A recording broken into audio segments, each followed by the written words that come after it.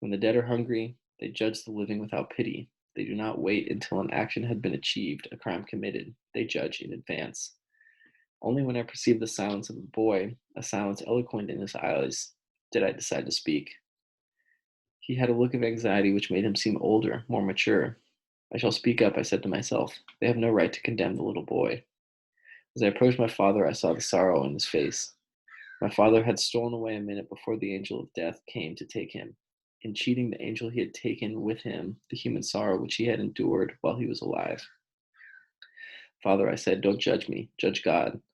He created the universe and made justice stem from injustices.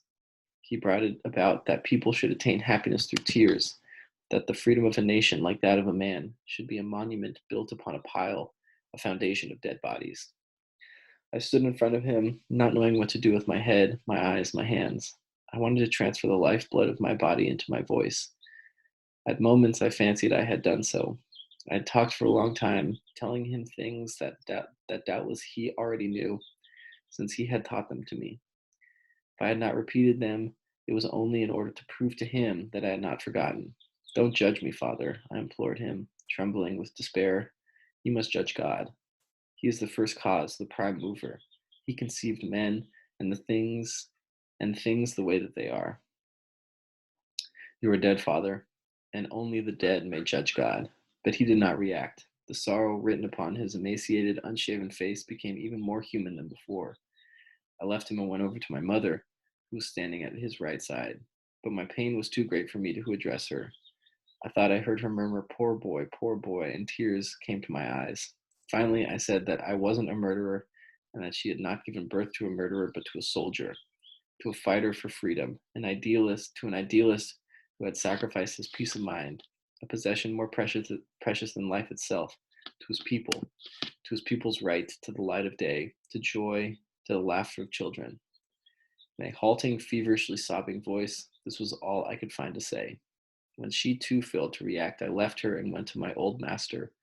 Of all those present, he the least changed by death. Alive, he had been very much the same as now. We used to say that he was not of this world, and now this was literally true.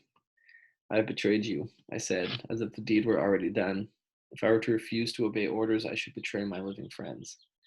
And the living have more rights over us than the dead. You told me yourself. Therefore choose life. It is written in the scriptures. I have espoused the cause of the living, and that is no betrayal. Beside him stood Eurymachus, my friend and comrade and brother. Eurymachus was the son of a coachman, with the hands of a laborer and the soul of a saint. We two were the master's favorite pupils. Every evening he studied with us the secrets of the Kabbalah. I did not know that Eurymachus too was dead. I realized it only at the moment when I saw him in the crowd, at the master's side, or rather, a respectful step behind him. Eurymachus, my brother, I said, remember?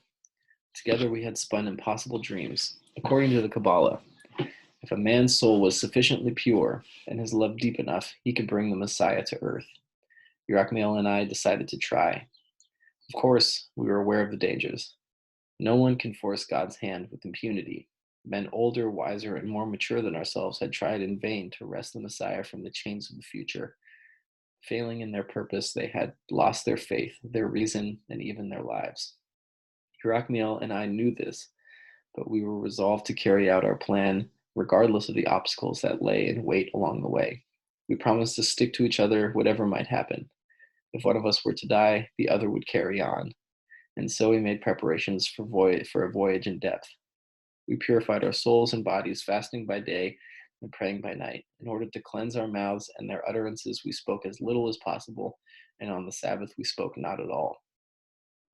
Perhaps our attempt might have been successful, but war broke out and we were driven from our homes. The last time I had seen Eurymachus, he was on he was one of the he was one of a long column of marching Jews deported to Germany.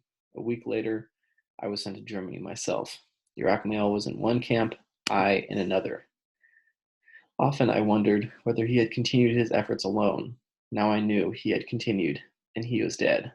Eurymachus, I said, Eurymachus, my brother, remember, something about him has changed. His hands. Now They are the hands of a saint. We too, I said. My comrades in the movement and I are trying to force God's hands. You who are dead should help us, but not hinder.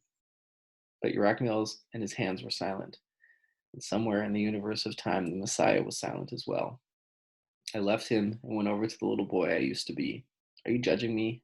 I asked. You, of all people, have the least right to do that. You're lucky. You died young. If you'd gone on living, you'd be in my place. Then the boy spoke. His laugh was filled with the echoes of disquiet and longing. I'm not judging you, he said. We're not here to sit in judgment. We are here simply because you're here. We're present wherever you go. We are what you do. When you raise your eyes to heaven, we share in their sight. When you pat the head of a hungry child, 1,000 hands are laid on his head. When you give bread to a beggar, we give him that taste of paradise which only the poor can savor. Why are we silent? Because silence is not only our dwelling place, but our very being as well. We are silence, and your silence is us. You carry us with you. Occasionally you may see us, but most of the time we are invisible to you. When you see us, you imagine that we are sitting in judgment upon you. You are wrong. Your silence is your judge. Suddenly the beggar's arms brushed against mine. I turned and saw him behind me. I knew that he was not the angel of death, but the prophet Elijah. I hear Gad's footsteps, he said. He's coming up the stairs. I hear Gad's footsteps, said Alana, touching my arms. He's coming up the stairs. Slowly, with a blank look on his face, Gad came into the room. Alana ran toward him and kissed him on the lips, but gently he pushed her away. You stayed down there so long, she said. What kept you? A cruel, sad smile crossed Gad's face. Nothing, he said. I was watching him eat. He ate? I asked in surprise. You mean to say he was able to eat? Yes, he ate, said Gad, and with good appetite too. I could not understand. What? I exclaimed. You mean to say that he was hungry? I didn't say he was hungry, Gad retorted. I said he ate with good appetite. So he wasn't hungry, I insisted. Gad's face darkened. No, he wasn't hungry. Then why did he eat? I don't know, Gad said nervously, probably to show me that he can eat even if he's not hungry. Alana scrutinized his face. She tried to catch his eye, but Gad was staring into space. What did you do after that? She asked uneasily. After what? Said Gad brusquely. After he'd finished eating. Gad shrugged his shoulders. Nothing, he said. What do you mean, nothing? Nothing. He told me stories. Alana shook his arm. Stories? What kind of stories? Gad sighed in resignation. Just stories, he repeated, obviously tired of answering questions he considered grotesque. I wanted to ask if he had laughed, if the hostage had gotten a laugh out of him, but I refrained. The answer could have only been absurd. Gad's reappearance had roused Gideon and Joab from their sleep. With haggard faces, they looked around the room, as if to assure themselves that they weren't dreaming. Stifling a yawn, Joab asked Gad for the time. 4 o'clock, said Gad, consulting his watch. So late? I'd never had thought it. Gad beckoned me to come closer. Soon it will be day, he observed. I know. You know what you have to do? Yes, I know. He took a revolver out of his pocket and handed it to me. I hesitated. Take it, said Gad. The revolver was black and nearly new. I was afraid to even touch it, for in it lay the whole difference between what I was and what I was going to be. What are you waiting for? Asked Gad impatiently. Take it. I held out my hand and took it. I examined it for a long time as if I did not know what purpose it could possibly serve. Finally, I slipped it into my trouser pocket. I'd like to ask you a question, I said to Gad. Go ahead. Did he make you laugh? Gad stared at me coldly, as if he had not understood my question or the necessity for it. His brow was furrowed with preoccupation. John Dawson, I asked, did he make you laugh? Gad's eyes stared through me. I felt them going through my head and coming out the other side. He must have been wondering what was going on in my head, why I harped on this unimportant question, why I didn't seem to be suffering or to be masking my suffering or lack of suffering. No, he said at last, he didn't make me laugh. His own mask cracked imperceptibly. All his efforts were bent upon controlling the expression of his eyes, but he had neglected his mouth, and it was there that the crack showed. His upper lip betrayed bitterness and anger. How did you do it? I asked in mock admiration. Weren't his stories funny? Gad made a strange noise, not unlike a laugh. The silence that followed accentuated the sadness which an invisible hand traced upon his lips. Oh, they were funny, all right, very funny, but they didn't make me laugh. He took out a cigarette. He took a cigarette out of his shirt pocket, lit it, drew a few puffs, and then, without waiting for me to ask anything more, went on. I was thinking of David, that's all. I'll think of David too, I reflected. He'll protect me. John Dawson may try to make me laugh, but I won't do it. David will come to my rescue. It's getting late, said Joab, stifling another yawn. The night was still looking in on us, but quite obviously it was getting ready to go away. I came to a sudden decision. I'm going down, I said. So soon? Said Gad, in a tone revealing either emotion or mere surprise. You've got plenty of time, as much as an hour. I said that I wanted to go down before the time was up, to see the fellow and talk and get to know him. It was cowardly, I said, to kill a complete stranger. It was like war, where you don't shoot at men, but into the night, and the wounded knight emits cries of pains which are almost human. You shoot into the darkness, and you never know whether any of the enemy was killed, or which one. To execute a stranger would be the same thing. If I were to see him only as he died, I should feel as if I had shot a dead man. This was the reason I gave for my decision. I'm not sure it was exact. Looking back, it seems to me that I was moved by curiosity. I had never seen a hostage before. I wanted to see a hostage who was doomed to die and who told funny stories. Curiosity or bravado, perhaps a little bit of both. Do you want me to go with you? Asked Gad. A lock of hair had fallen over his forehead, but he did not push it back. No, Gad. I said, I want to be alone with him. Gad smiled. He was a commander, proud of his subaltern and expressing his pride in a smile. He laid his hand affectionately on my shoulder. Do you want someone to go with you? Asked the beggar. No, I repeated. I'd rather be alone. His eyes were immeasurably kind. You can't do it without them, he said, nodding his head in the direction of the crowd behind us. They can come later, I conceded. The beggar took my head in his hands and looked into my eyes. His look was so powerful that for a moment I doubted my identity.